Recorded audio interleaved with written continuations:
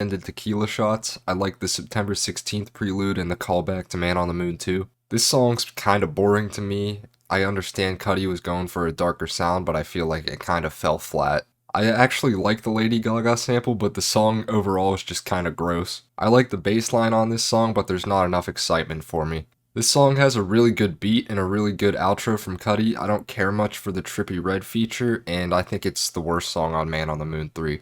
It's a nice fun song from the first Man on the Moon, but every other song on that album is more exciting. Same sort of story with this one, but the Chip feature ranks it a little bit higher. This is a good song. I enjoy how personal it is, but it doesn't really fit the spaciness of Man on the Moon 3. I will say though, the outro is incredible. This song honestly does sound like classic Cudi, but I feel it would have fit better on the first Man on the Moon than the third one. This is definitely a controversial pick that people will hate me for. I like the sample, but the song's honestly just a little bit slow for me.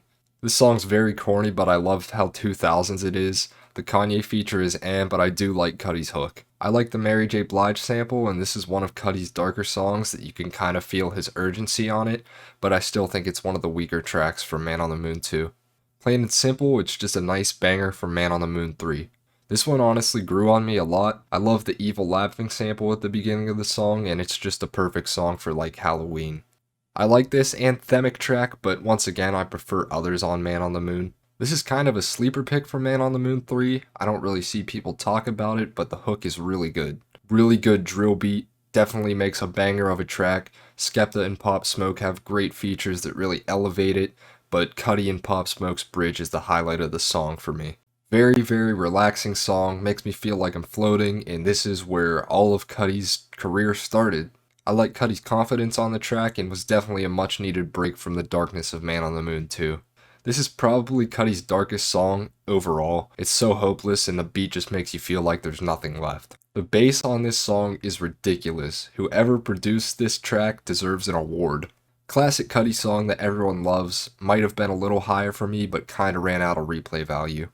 The hums layered on top of the beat make this song so good to me, and I think the hook is one of the best on Man on the Moon 3. I like how the verse kind of transitions into a hook. Perhaps even darker than the end, this is a fantastic closer to Man on the Moon 2. This song ties all the subject matter on Man on the Moon 2 together so well. It has an amazing hook with Mary J. Blige and some of Cudi's realest lyrics, so there's really nothing to not love about this one. Definitely an underrated song for Man on the Moon 3.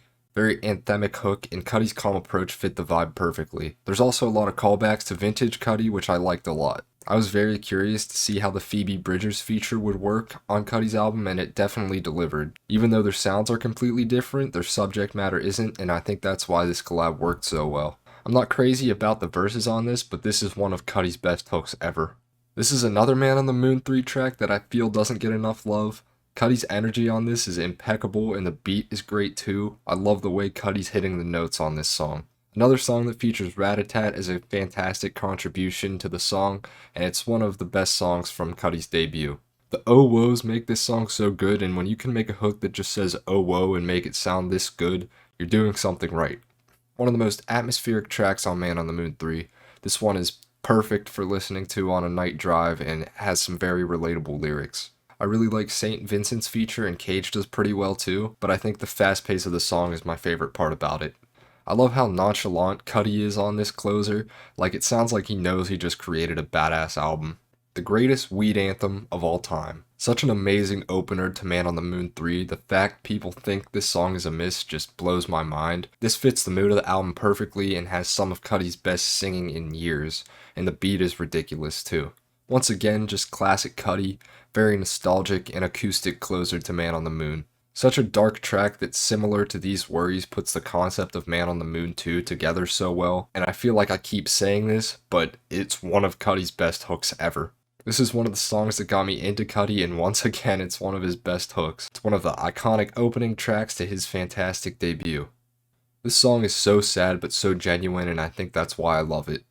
Definitely a standout on Man on the Moon 3, fantastic melodies from Cudi all around, and a great hook with the typical subject matter.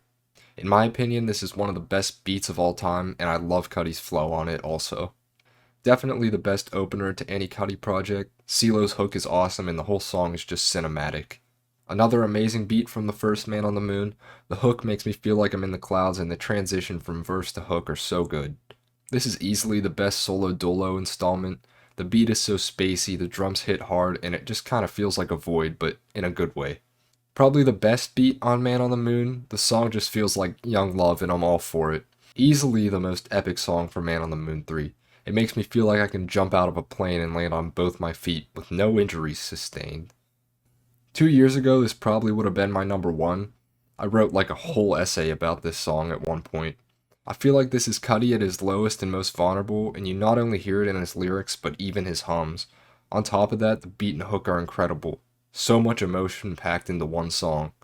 It's a very basic choice, I know, but it's one that I had to make. Normally, a 12-year-old song would have lost its replay value by now, but Pursuit of Happiness actually gets better each time I hear it. From the infectious hook to the rat-a-tat guitar solo to the soft piano keys, I love everything about this song. But ultimately, this is the track that I think best sums up Kid Cudi and what he's known for, and that's why I had to make it my number one. Anyway, guys, do you agree? Do you disagree? Let me know in the comments. Thank you for watching, and I will have more videos out soon, so I will catch you guys later.